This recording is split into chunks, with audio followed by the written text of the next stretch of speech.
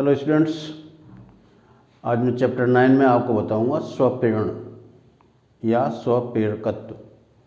तो ये क्या होता है, घटना क्या होती है, किस तरीके से होती है। ये तुम्हारे कोर्स में स्वप्रेरण और अन्योन्य प्रेरण दोनों ही हैं जो इसमें। तो आज मैं स्वप्रेरण के बारे में आपको बता रहा हूँ। जो ही आप इस वीडियो को लाइक करें, शेयर करें, सब्सक्राइब करें और अपने फ्रेंड्स को शेयर करिएगा जो कि 12th साइंस के अंदर पढ़ते हैं और वो घर बैठे भौतिक विज्ञान पढ़ना चाहते हैं।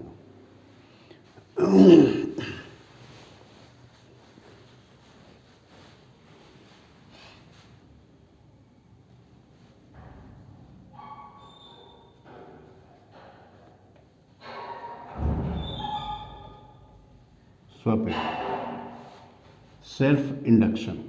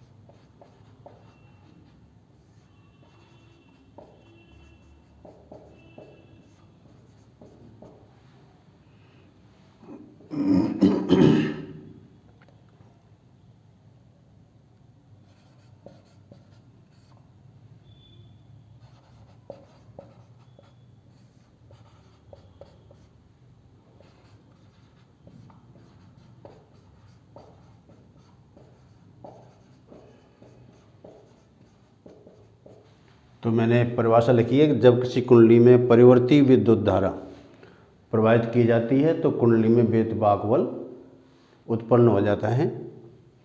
इस घटना को स्वप्रेरण कहते हैं। तो मान लीजिए कि अपने पास से यहाँ पर एक कुंडली है,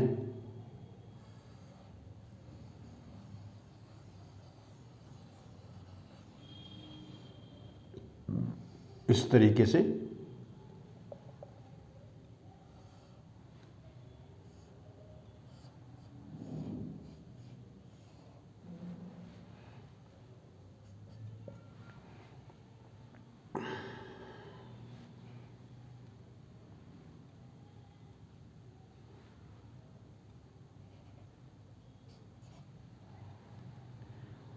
तो इसमें विद्युत धारा ऐसे प्रवाहित होती है, this is the current I. तो जैसे कि इसमें विद्युत धारा, जब हम जानते हैं कि जब किसी कुंडली में विद्युत धारा प्रवाहित की जाती है तो उसमें चुंबकीय क्षेत्र उत्पन्न हो जाता है। जब ये विद्युत धारा परिवर्ती होगी तो चुंबकीय क्षेत्र भी उसमें परिवर्ती होगा, इसलिए कुंडली से संबद्ध चुंबकीय फ्लक्स में परिवर्तन होता है और इससे उसमें एक प्रेरित विद्युत बल उत्पन्न हो जाता है जो धारा के परिवर्तन का विरोध करता है। तो अगर धारा बढ़ती है तो बढ़ने का विरोध करता है और घटती है तो घटने का विरोध करता है।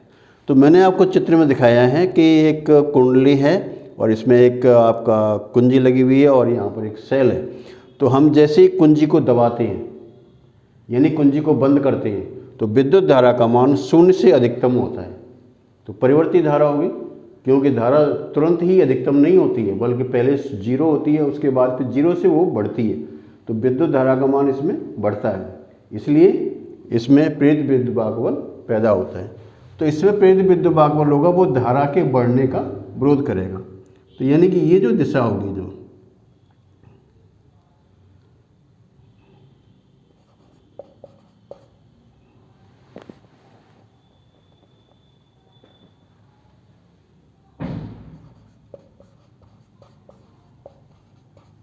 प्रेरित विद्युत वाहक बल। अब इसकी दिशा इस तरीके से होगी, धारा के बहने का विरोध करेगी। अब मान लो कि यहाँ पर तो क्या है, विद्युत धारा बढ़ती हुई,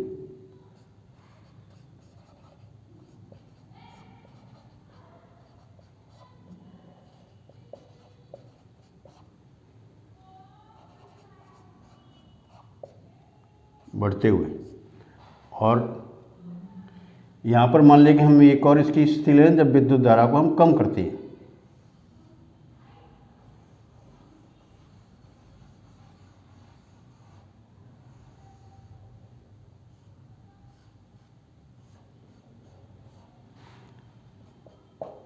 इसमें क्या है, विद्युत धारा को कम करते हुए,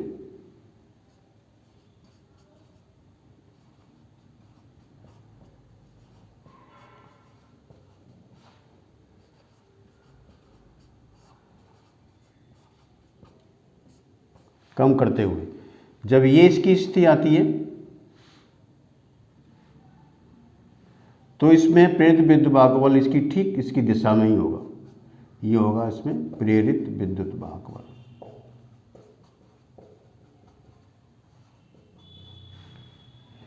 तो यानी कि इसमें जब हम इसमें धारा का मान कम करते हैं, घटाते हैं, तो ये स्विच ऑफ की स्थिति, स्विच ऑन है और यहाँ पर स्विच ऑफ करते हुए है भैया।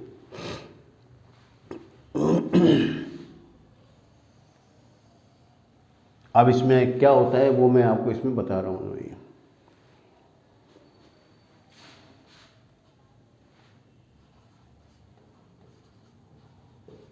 कुंडली में परिवर्ती विद्युत धारा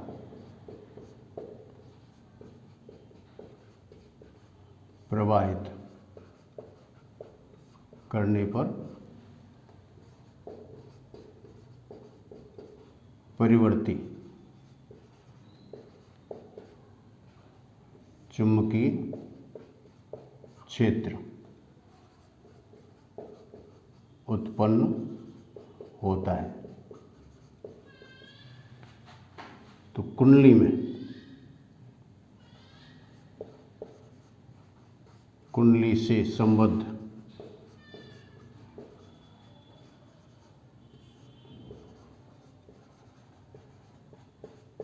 चुंबकीय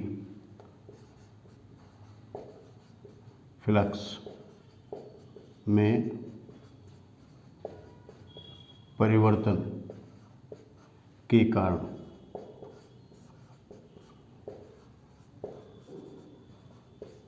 कुंडली में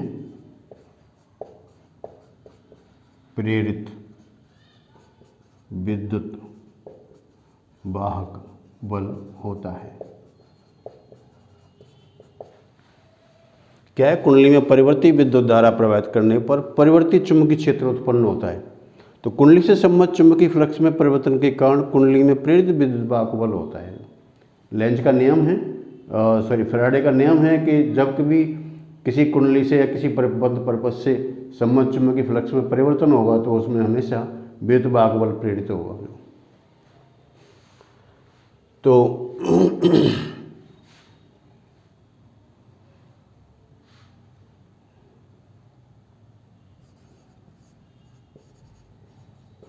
कुंडली से संबद्ध चुंबकीय फ्लक्स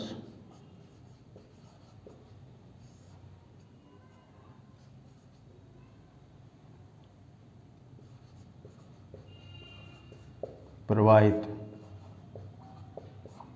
धारा की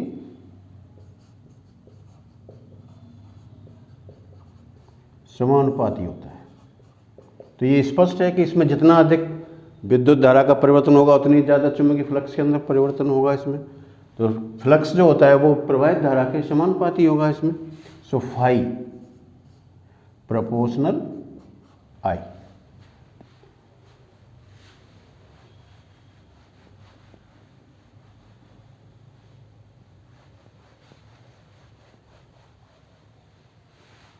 और phi equal to L I या L equal to five upon I, जहाँ एल इक्वल टू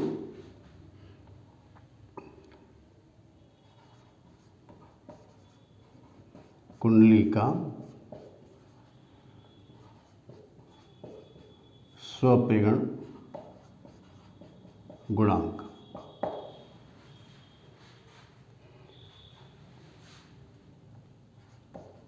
जो कुंडली की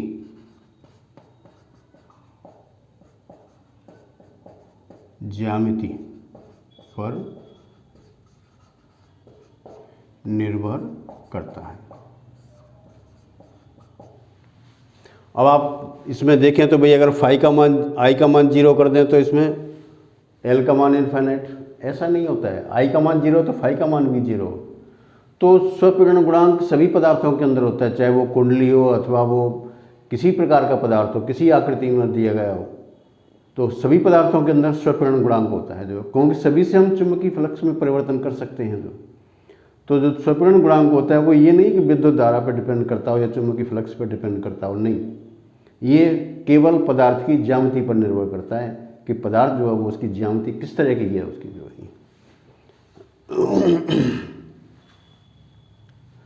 और आप यहाँ पर देख सकते हैं, तो यहाँ से इसकी परिभाषा निकाली जा सकती है स्वपीड़न गुणांक की, कि कुंडली से संबद्ध चुंबकीय फ्लक्स तथा उसमें प्रवाहित विद्युत धारा का अनुपात स्वपीड़न गुणांक कहलाता है।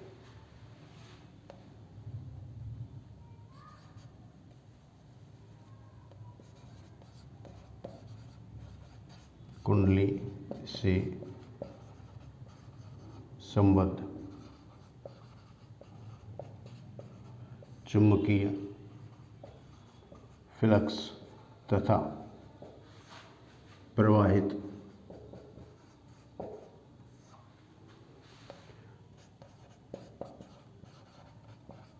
विद्युत धारा के अनुपात को स्वपीड़न गुणांक कहते हैं। यहां से इसका मात्रक देख सकते हैं आप स्वपीड़न गुणांक का।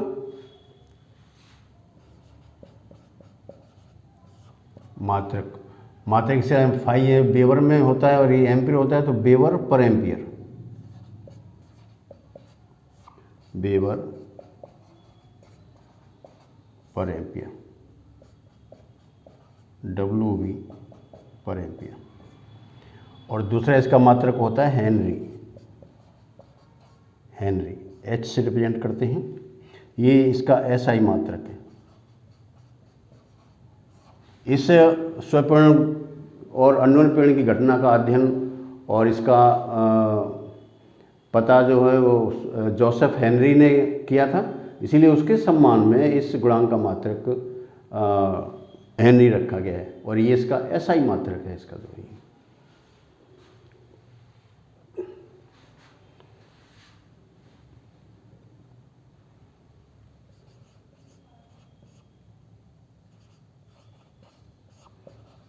कुंडली में प्रेरित विद्युत वाहक बल E इक्वल टू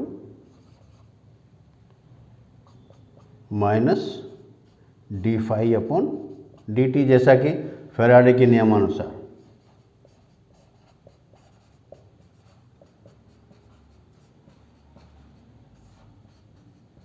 फैराडे के नियम से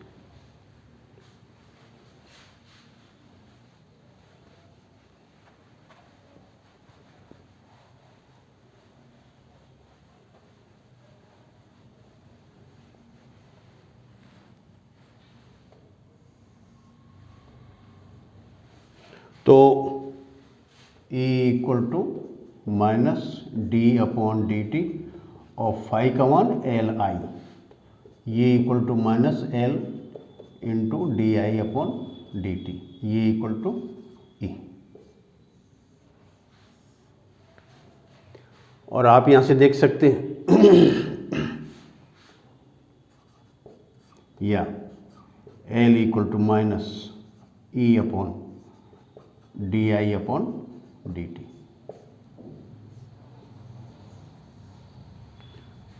तो आप इसमें देख सकते हैं कि अगर विद्युत धारा में परिवर्तन न हो, यानी DI अपॉन DT का मान 0 को, यानी स्टेडी करंट इसके अंदर प्रवाहित होती है, तो प्रेरित विद्युत वाहक बल का मान 0 होगा। लेकिन इसका अर्थ कदापि ये नहीं है कि अगर विद्युत वाहक बल 0 है तो उसका कोई स्वपीड़न गुणांक नहीं होगा। स्वपीड़न गुणांक का मान कभी 0 नहीं होता है। जो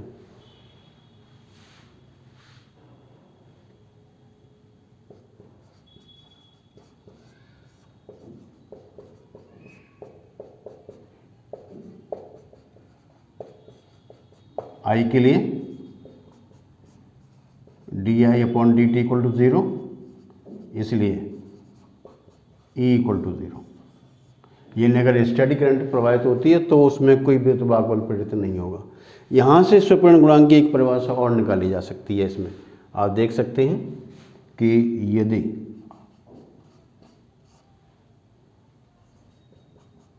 DI upon DT equal to 1 ampere per second, तो L equal to minus C।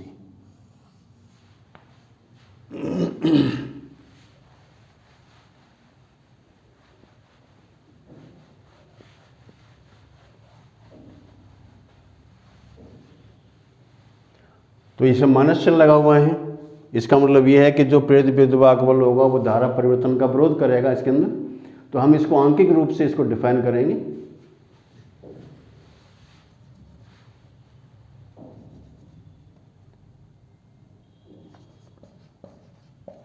अतः स्वप्रेरण गुणांक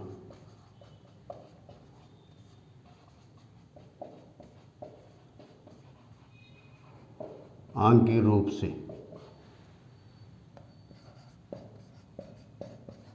प्रेरित विद्युत वाहक बल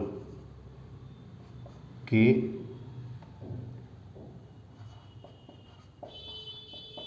बराबर होता है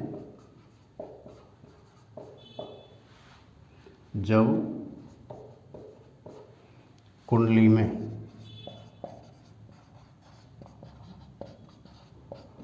विद्युत धारा परिवर्तन की दर 1 एम्पियर पर सेकंड हो।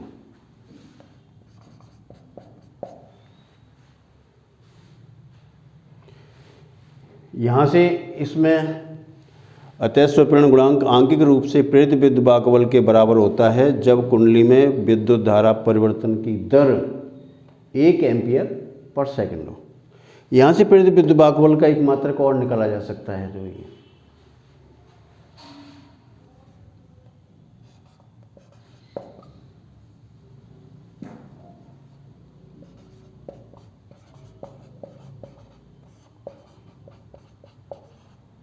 अन्य मात्रक। तो इसमें आप देख सकते हैं आपका ये है formula L equal to minus E DI upon DT, इससे निकालेंगे इसके अंदर। तो इसका जो मात्रक आएगा इसको हम यहाँ पर वोल्ट में करेंगे और यहाँ पर इसको सेकंड में, सेकंड इसमें ऊपर हो जाएगा वोल्ट सेकंड पर एम्पियर।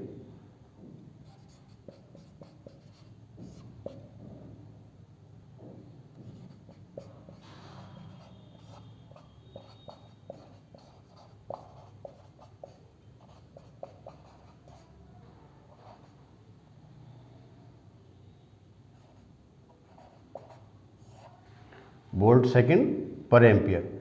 अब वोल्ट पर एम्पियर ये प्रतिरोध होता है ओम के नियमों का साथ, R equal to V upon I। तो इसको प्रतिरोध से व्यक्त कर सकते हैं। तो इसका दूसरा मात्रक होता है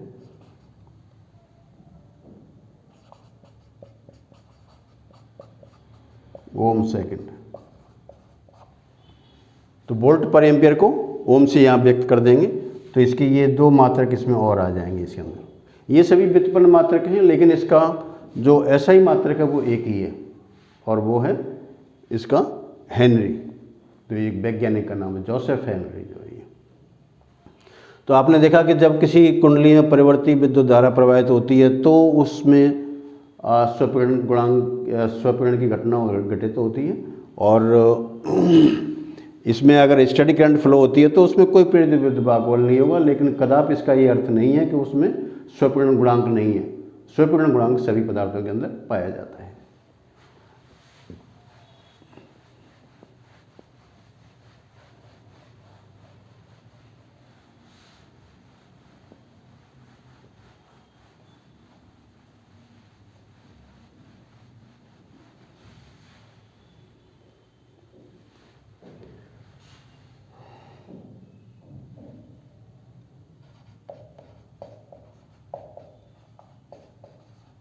प्रणालिका का स्वपीड़न गुणांक। अब आपको ज्ञात करना है कि अगर आपको प्रणालिका दी गई है तो उसका स्वपीड़न गुणांक कैसे ज्ञात करेंगे। इसके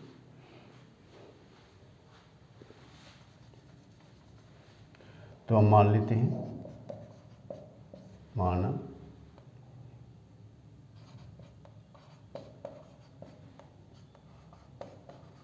प्रणालिका में फेरों की संख्या इक्वल टू कैपिटल एन, और प्रणालिका की लंबाई ये हम मान लेते हैं, सॉरी इसको कैपिटल एल मान लेते हैं, स्मॉल एल। तो एकांक लंबाई में फेरों की संख्या कितनी होगी, इसलिए एकांक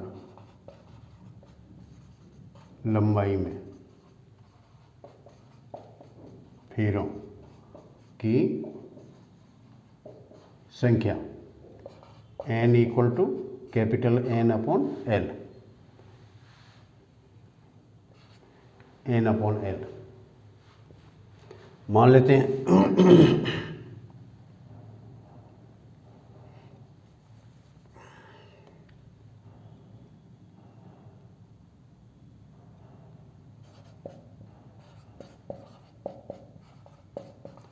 प्रणालिका में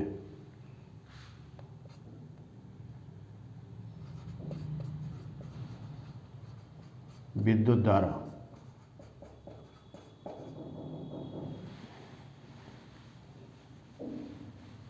I प्रवाहित करने पर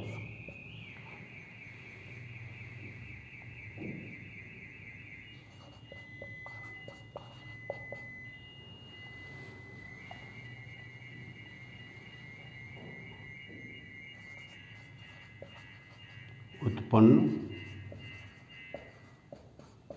चुंबकीय क्षेत्र B equal to mu not N I, जैसा कि हम जानते हैं कि ये इसका फॉर्मूला होता है जो, और ये equal to mu not N I upon L, यानी कि हम यहाँ पर क्या है, एन के स्थान पर एन अपॉन एल। एकांक लंबाई में फेरों की संख्या है, इसलिए हम यहाँ पर ये कर लेते हैं इसमें। तो कुंडली से संबद्ध चुंबकीय flux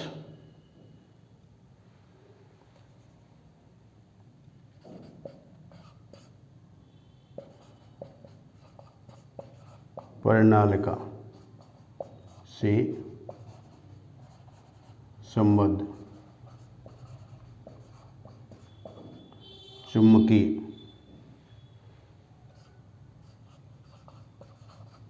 flux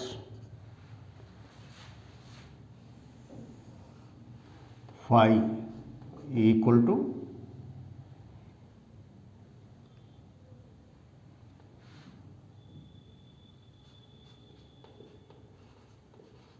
N B A. N यहाँ पर फेरों की संख्या है इसके अंदर से जो हुई, और बी चुंबकीय क्षेत्र और ए प्रणालिका का क्षेत्रफल, जहां ए इक्वल टू प्रणालिका का क्षेत्रफल। तो प्रणाली के जो फेरे होते हैं वो वृत्ताकार होते हैं, तो क्षेत्रफल पाई आर स्क्वायर करके इसमें निकाल सकते हैं भाई। So phi equal to N और बी का मान रख देंगे इसमें mu not N I upon L into A. ये बी के स्थान पर ये रखेंगे मान। तो ये equal to mu not N square I A upon L, ये इक्वल टू 5। अतः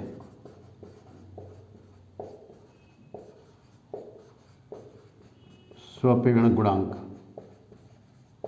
जैसा कि इसका फॉर्मूला है L equal to 5 upon I. तो 5 का मान अपन ने निकाल लिया है, L mu not N square A I upon I into L, और इस आई से इस आई को कैंसिल कर देंगे इसमें। So L equal to mu not N square A upon L. तो आप इस फॉर्मूले में देख रहे हैं कि कुंडली का स्वपीड़न गुणांक जो होता है वो सिर्फ की ज्यामिति पर डिपेंड करता है, इसमें प्रवाहित होने वाली विद्युत धारा पर बिल्कुल डिपेंड नहीं करता है। जो तो आप देख सकते हैं कि एक तो इसके फेरों की संख्या पर डिपेंड करता है, दूसरा क्षेत्रफल पर डिपेंड करता है, और तीसरा पर्णनालिका की लंबाई पर डिपेंड करता है। अब अगर मान लो पर्णनालिका के अंदर आपने कोई पदार्थ भर दिया तो इस एल का मान बढ़ जाता है। जो ये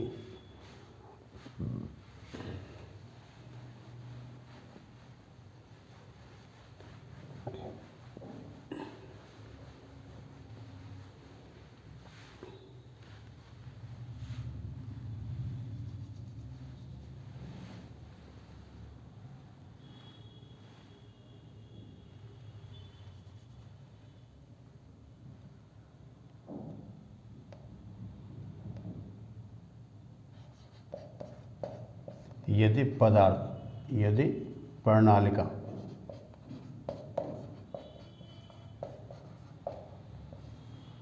में लोह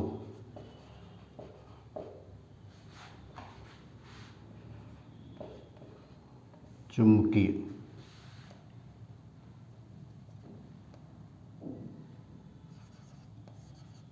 छड़ रख दी जाए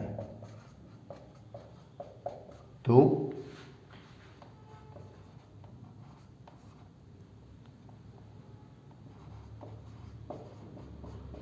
स्वपीड़न गुणांक बढ़ जाता है।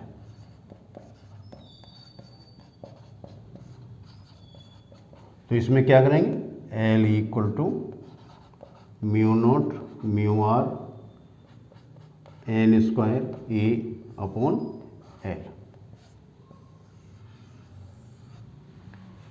तो इसका मतलब क्या है कि एल का मान किस पे डिपेंड करता है,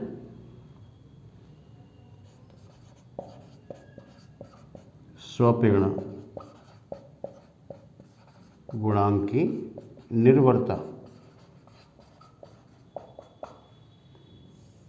किस किस पर है। Number 1, L directly proportional to mu R, यानी कि कुंडली के अंदर अगर आपने कोई लोहचुंबकीय पदार्थ रख दिया है तो स्वपीड़न गुणांक उसका बढ़ जाएगा जो ये, और अगर आपने वायु रखी है तो स्वपीड़न गुणांक के अंदर कोई परिवर्तन नहीं होगा।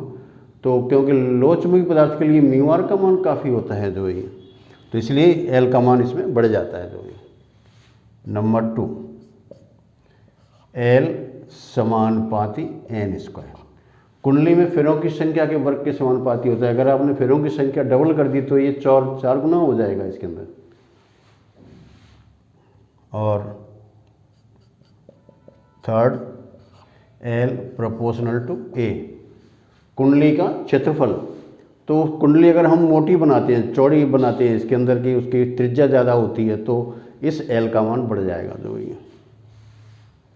और फोर्थ, एल समानुपाती 1/L, यानी कि पर्णनालिका की लंबाई के वो